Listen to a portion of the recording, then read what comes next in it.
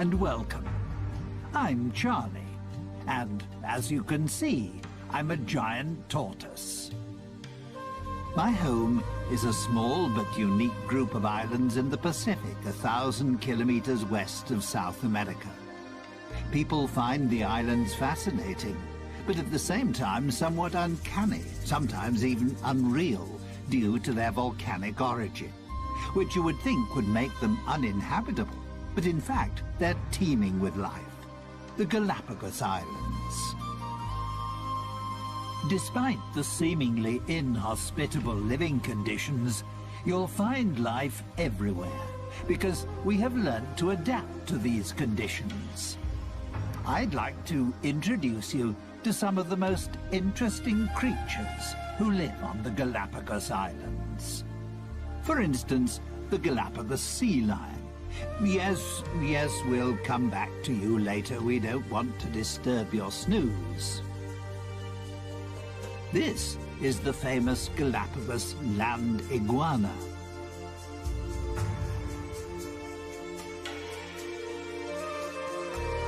And here, its even more special relation, the marine iguana.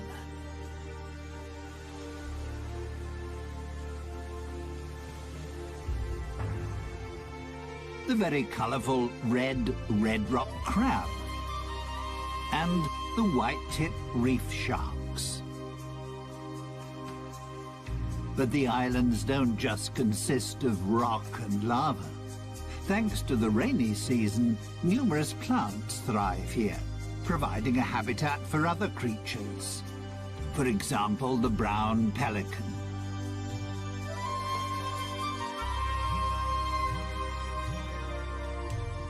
And even flamingos feel at home here.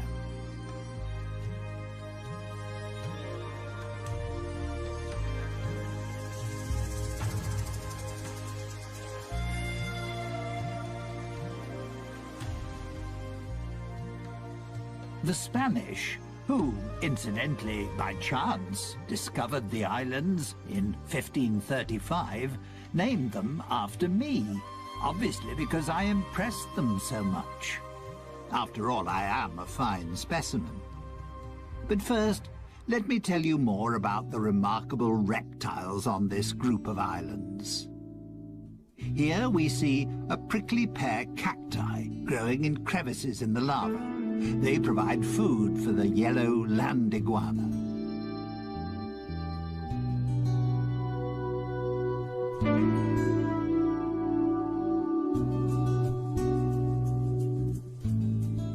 Its appearance is a little unusual, shall we say, due to the countless spiky crests on its head, which make it look rather like a geode turned inside out. The fact that the female land iguana uses the hot volcanic sand to hatch the clutch of 3 to 12 eggs she has laid is the reason why land iguanas are mainly found on Fernandina. It's the most westerly and youngest island of the archipelago. It lies directly above the volcanic hotspot, which was responsible for the creation of the group of islands.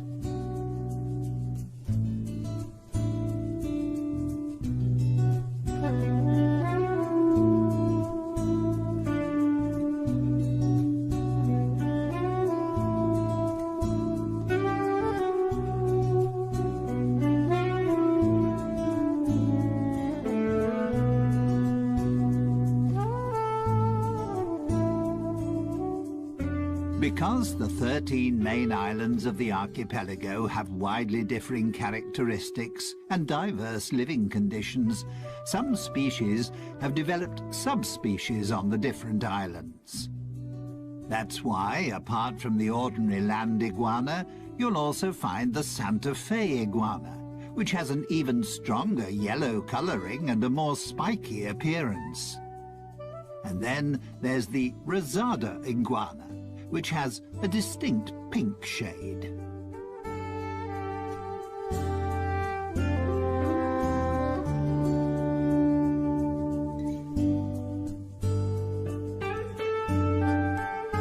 The male land iguana marks his territory by sitting on a rock in full view of everyone.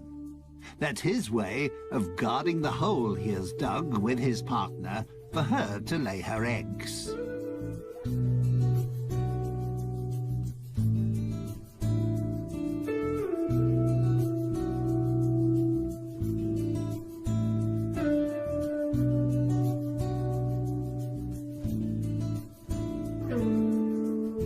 This is a relation of the land iguana, the marine iguana.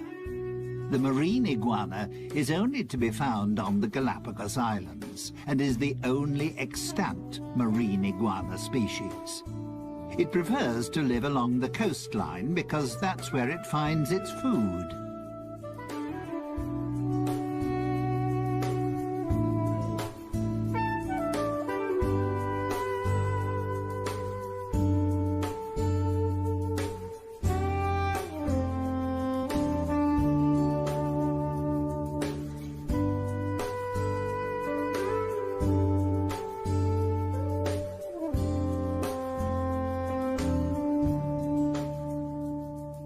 It feeds mainly on algae and seaweed. The excess salt it takes in when feeding is excreted through special salt glands in its nostrils.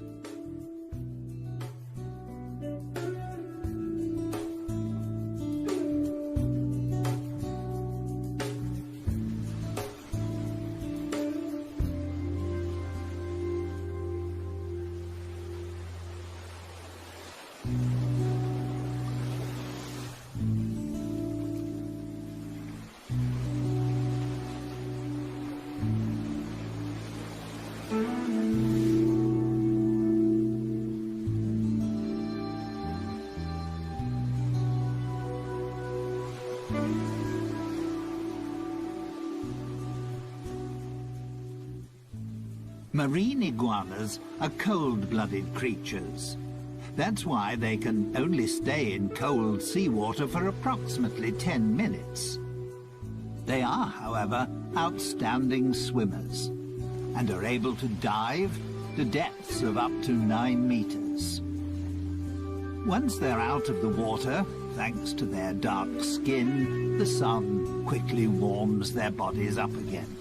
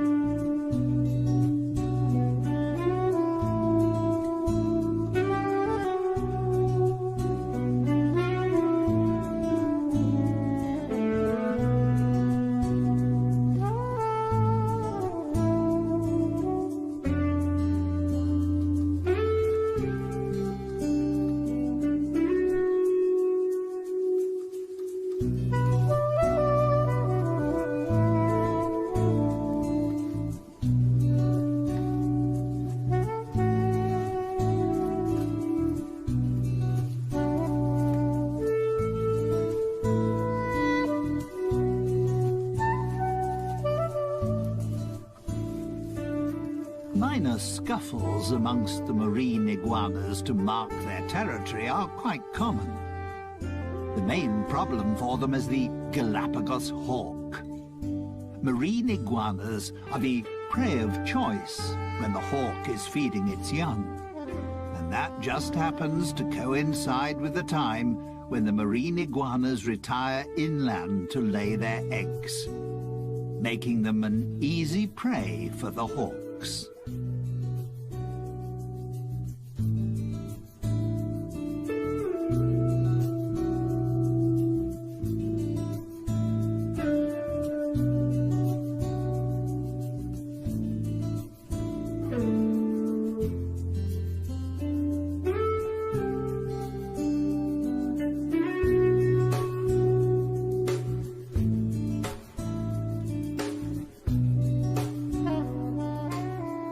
On the lava beach, the hawks have little chance of catching the iguanas, as they can easily camouflage themselves.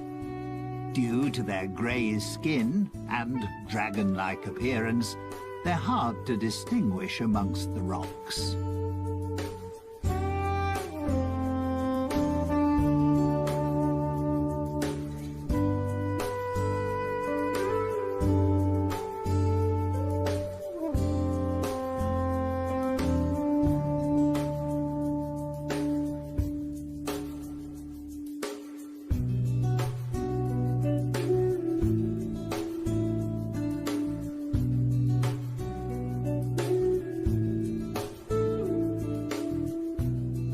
The Galapagos Islands are home to 7 endemic types of iguana. The males are larger than the females and can reach up to 30 centimeters, approximately 12 inches in length. Iguanas mainly eat flies, scorpions, and other insects. They have a symbiotic relationship with the sea lions because they free them of bothersome flies.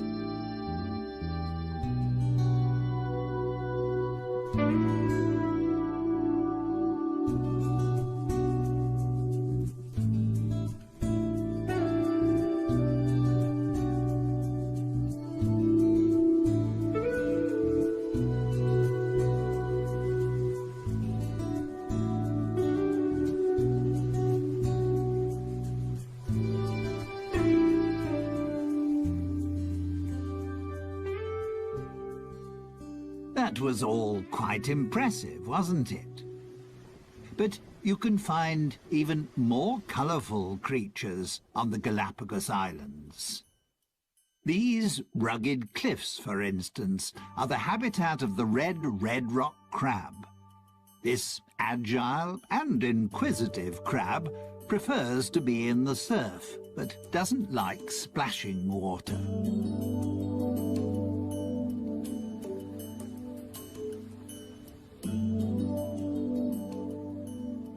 Its main source of food is algae, which it gnaws off rocks, together with other marine organisms. But also the odd carcass which gets washed ashore is a welcome extra in its diet.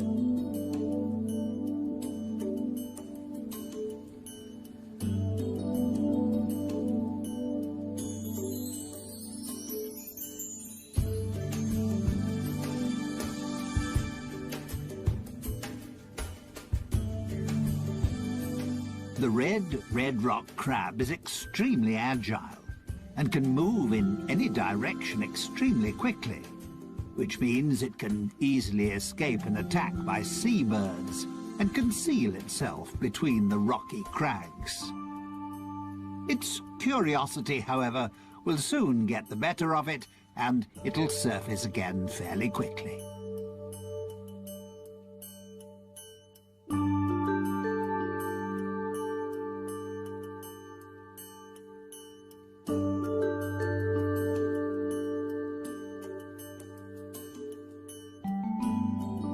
Young crabs have a black colouring, while more mature crabs have a brownish or reddish colouring.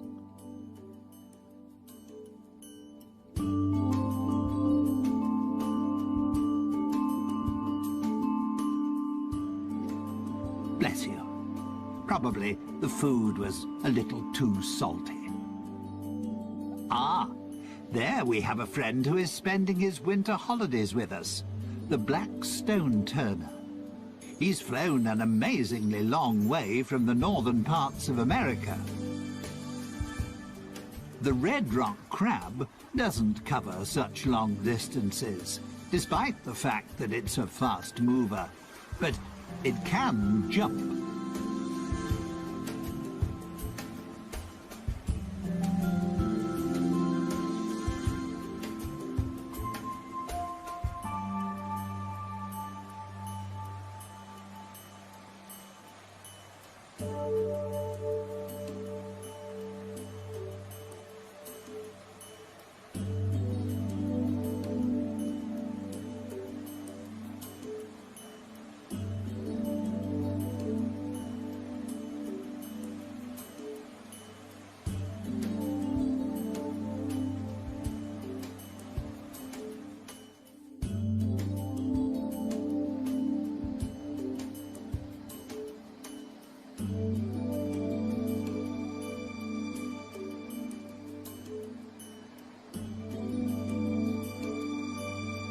The name red rock crab doesn't mean that nature has decided that all the crabs must be this colour.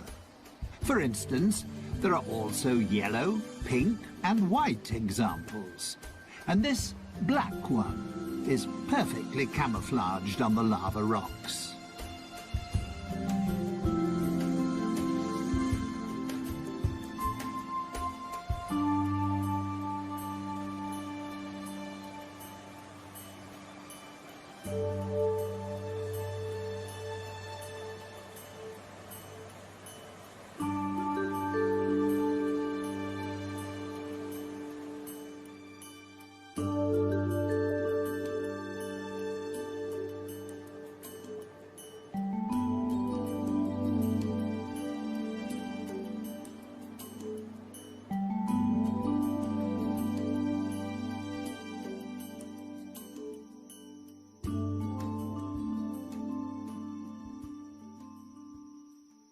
So, not everything is grey and bleak on my group of islands. There's so much more. There's one sociable and playful species that adds a great deal to life on the islands, and I'd like to introduce them to you now.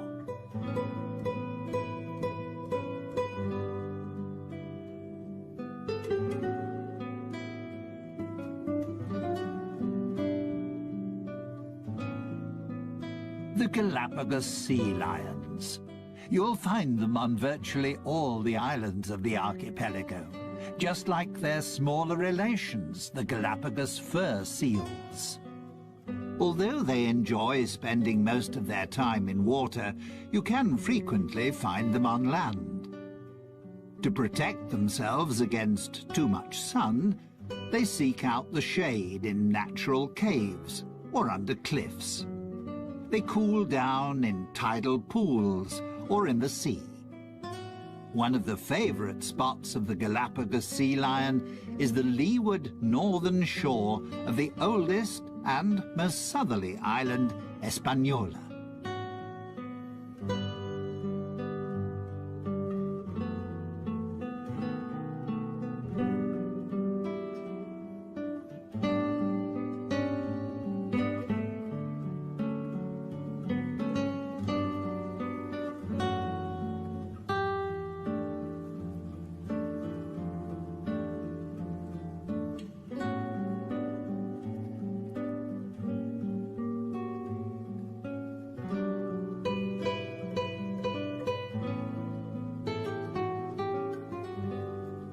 Here's a female with her pup.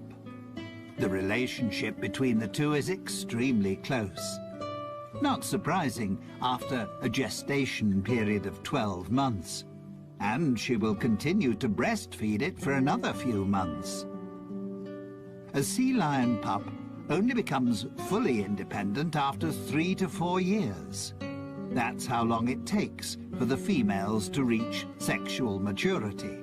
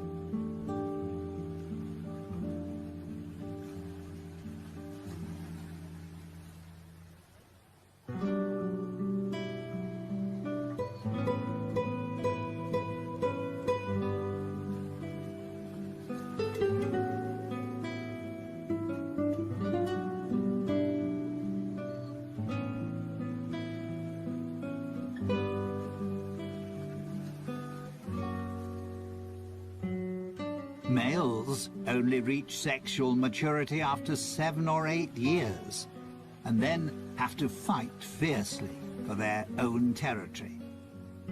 This also makes them more aggressive and short-tempered than the more playful females.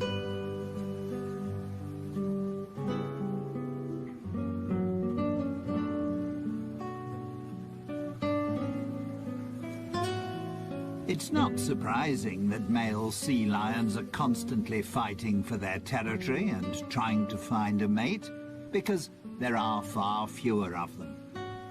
A male sea lion will often have as many as 30 females in his harem.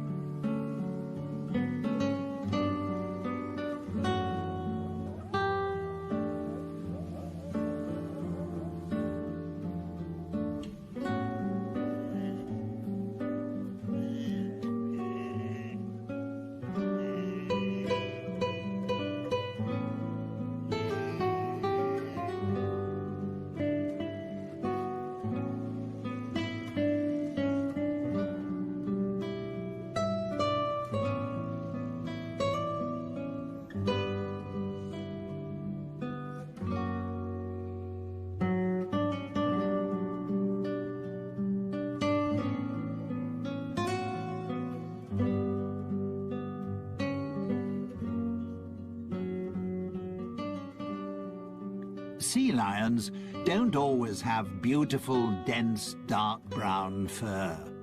Pups only lose their baby fur after about 4 months. Initially, they also can't swim. They learn to swim, together with other pups, in calm bays. Only when they can swim properly do they follow their mothers out to sea. The young animals play with one another, while their mothers hunt for fish.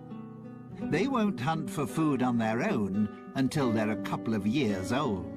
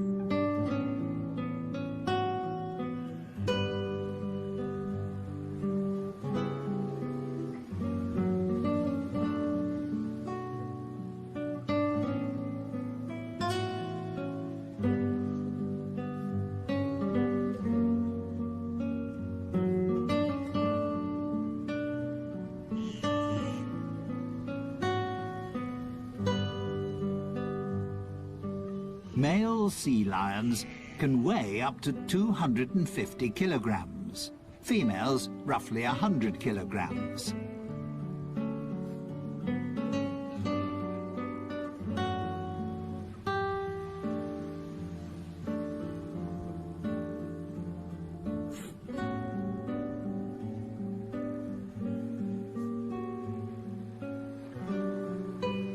There are between 20 and 50,000 of them on the Galapagos Islands. The reason for the huge difference in numbers is partly due to a weather phenomenon, El Niño. It occurs in irregular cycles and in different degrees of severity. The results, however, can occasionally be disastrous.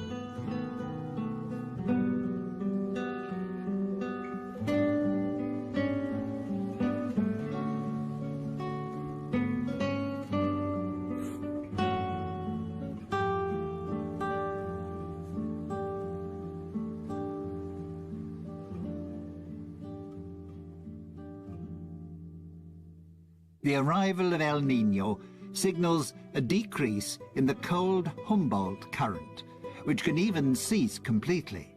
The temperature of the seawater rises, causing plankton and small fish to die.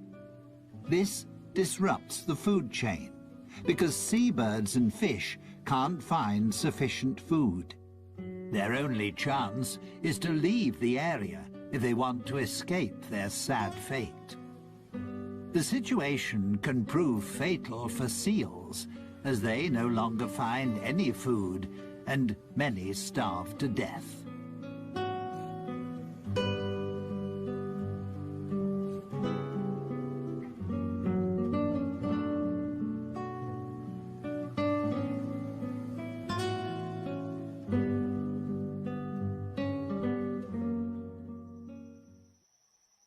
Before I introduce you to my family and a couple of other Galapagos inhabitants, let me show you the islands in a little more detail. Life on the Galapagos Islands is not always easy. During the first half of the year, there are only 3 or 4 months at the most in which any rain falls, which is why there is a constant shortage of fresh water. The arid countryside often looks desolate. Lava rock, steppe, and cacti dominate the scene.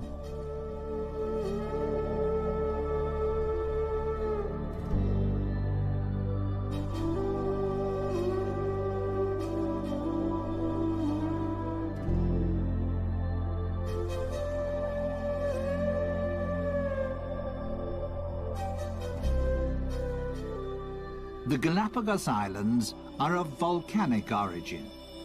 They're the tips of a huge range of volcanoes, a hotspot which is still active. 6 volcanoes erupt on a regular basis. The archipelago is the region with the world's greatest volcanic activity.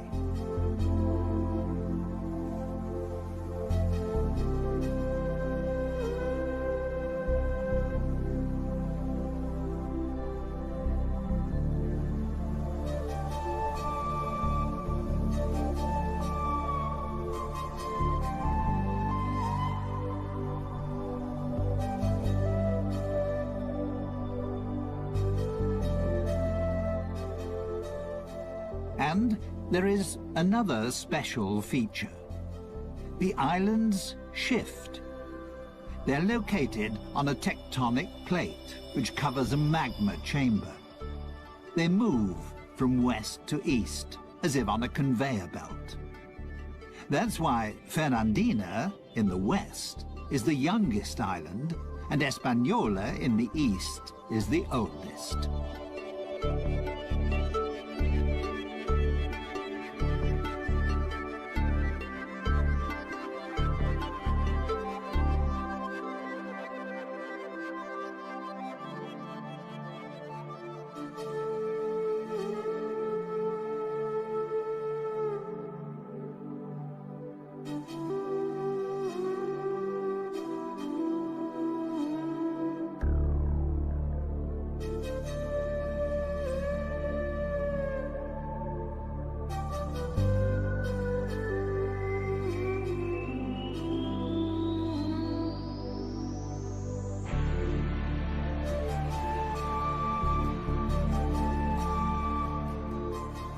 Once the rainy season starts, the islands burst into life.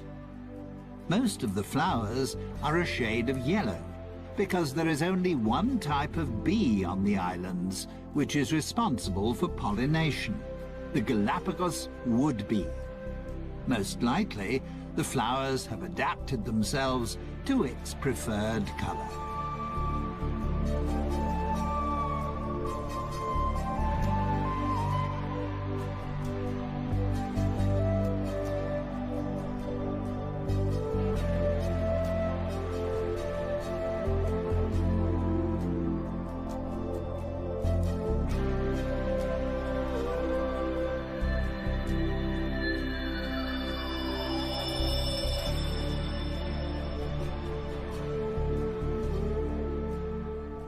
These are prickly pear cacti.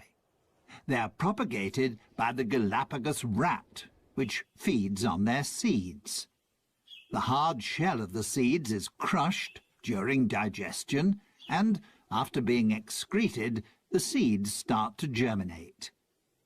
These extremely hardy plants store nutrients that provide food for other creatures. The iguanas certainly have no fear of their thorns, and also for my fellow tortoises, they provide a welcome change to grass.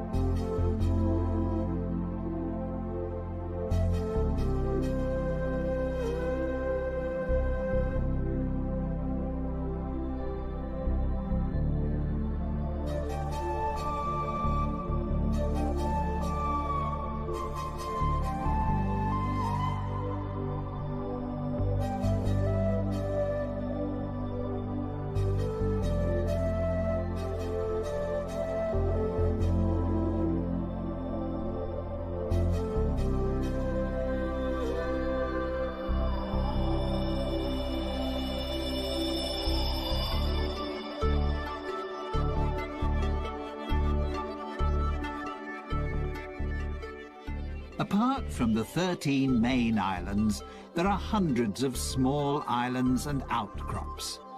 Some of them are several hundred meters high and provide breeding grounds for the numerous seabirds.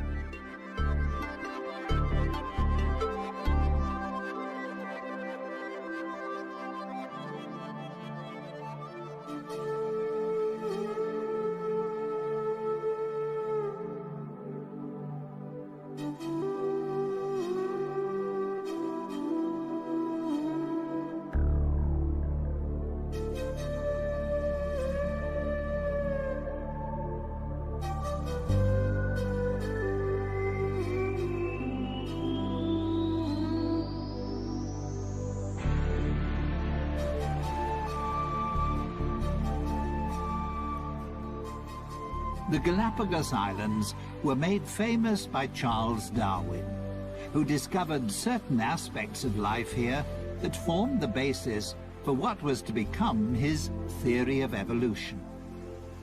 During his worldwide voyage, he visited 4 of the islands in 1835. He was fascinated by the diversity of life on the seemingly uninhabitable islands. He also found that there were tortoises on the island which had slight variations in the shape of their shells.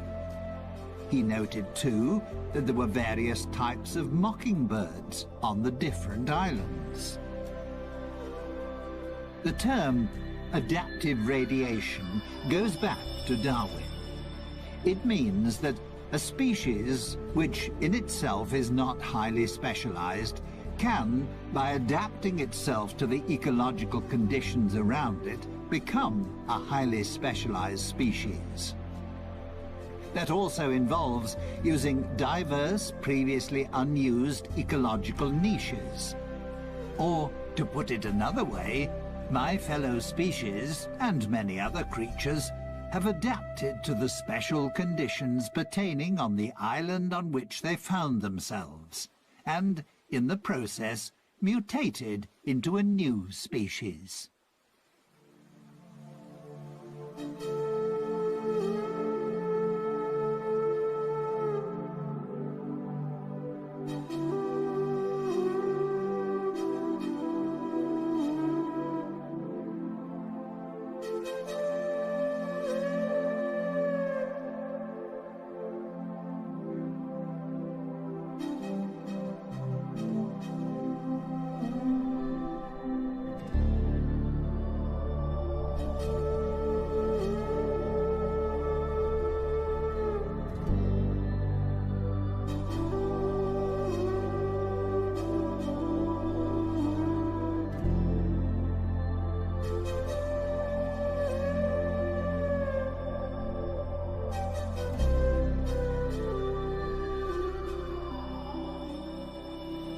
A gathering of white-tip reef sharks.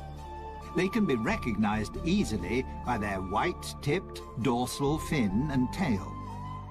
At the moment, they're resting after hunting for fish, crustacea, and cephalopods. Come nighttime, they'll become active again.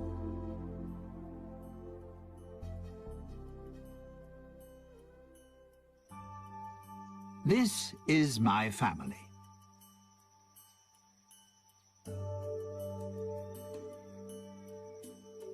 We giant tortoises are the largest of our fellow species living in the world today. We can weigh up to 300 kilograms and live for up to 150 years.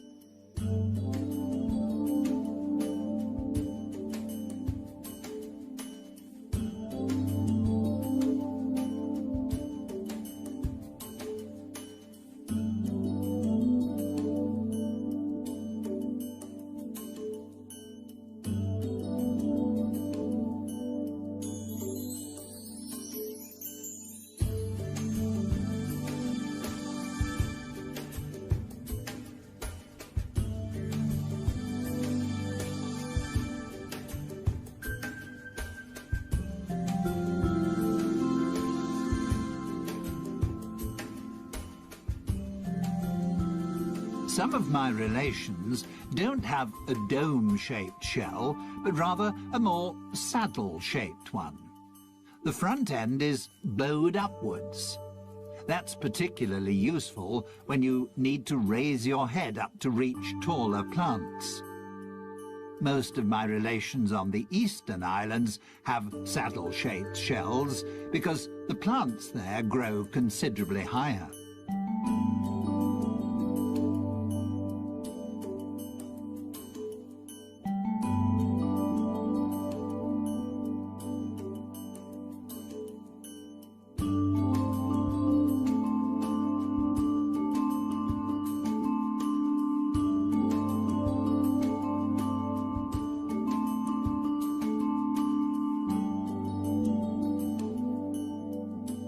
Like the iguanas, we giant tortoises have concluded a pact with the small birds that live on our island.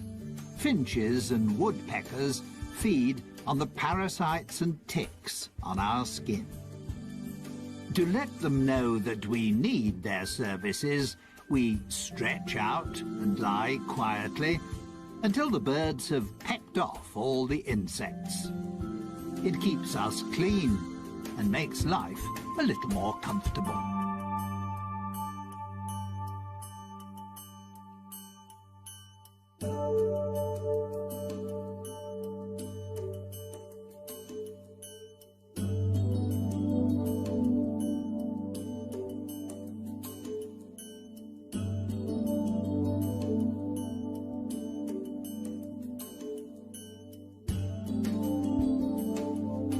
Our diet consists of grass, herbs, climbing plants, and berries. If our shells allow it, and we can stretch far enough, we also enjoy the juicy fruit of the prickly pear cacti.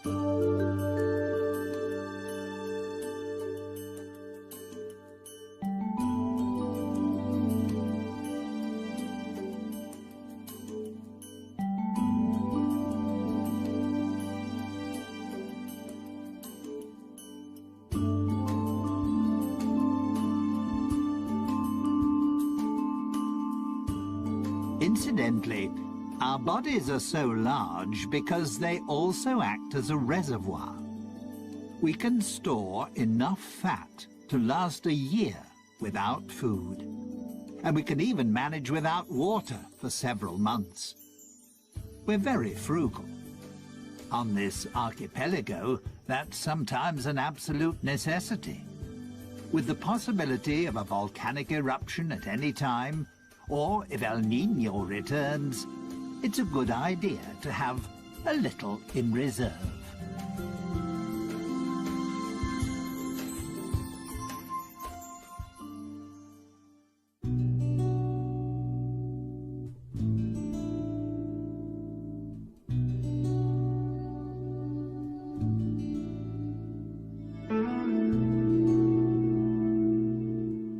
Well, that was my family. They're nice, aren't they? Finally, I'd like to introduce you to some feathered inhabitants of the islands. They're as colourful as they are talkative.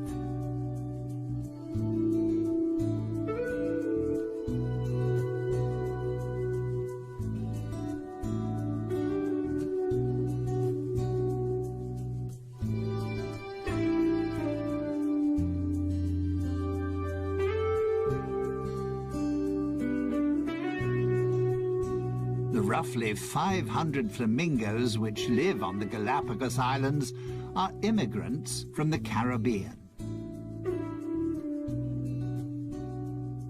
You also wouldn't really expect to find ducks on the islands. But there are several thousand white-cheeked pintails here, and they feel just as at home as the flamingos.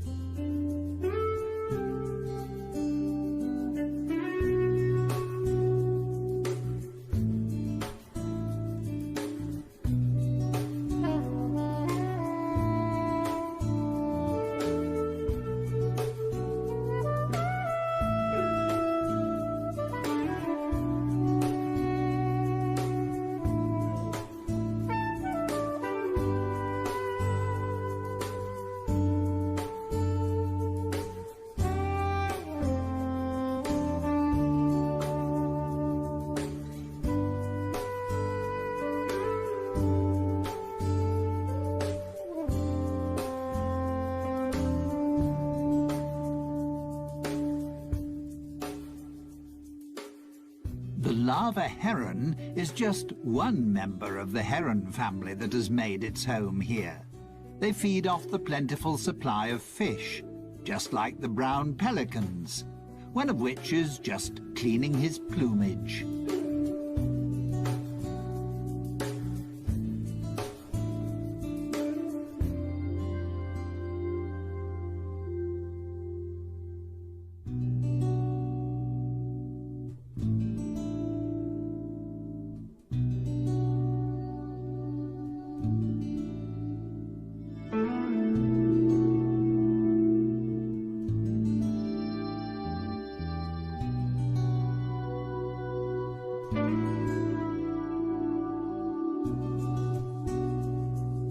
Galapagos albatross is the largest bird on the islands, with a wingspan of 2 meters.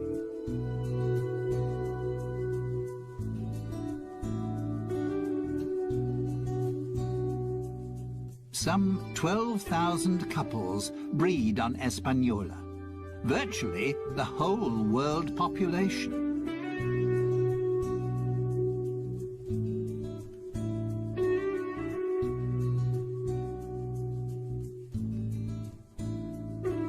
Here we have the pirates amongst the birds, a female frigate bird. Frigate birds attack other birds and try to snatch away their food. The male frigate birds are famous for their mating habits. To impress the females, they blow up their red throat pouch.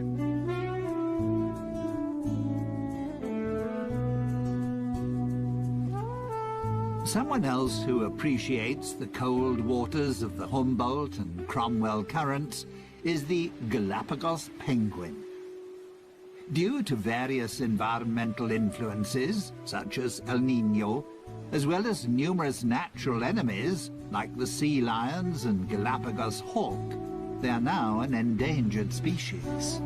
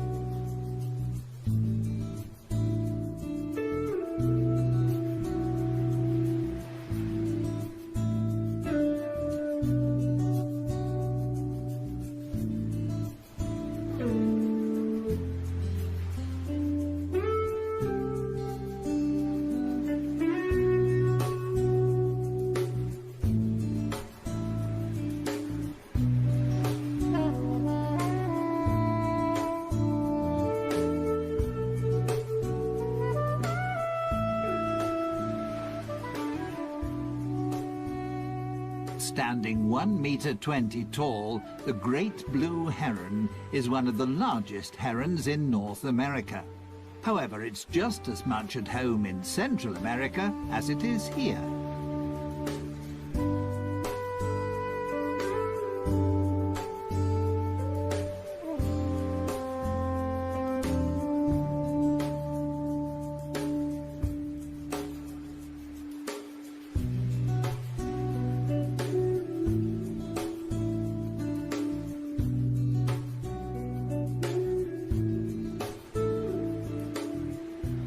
Stalking the beach, on the lookout for fishes, crabs or algae, is a dusky gull. With just 300 to 400 couples, it's one of the smallest gull species in the world and endemic to the islands.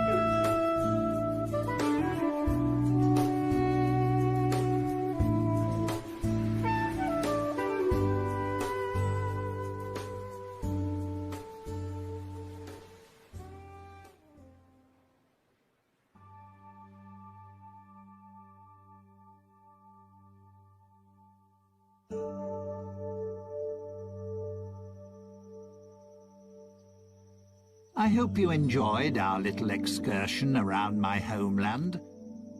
Time for me to be getting back to my family. And time to thank you for your visit. And to say goodbye.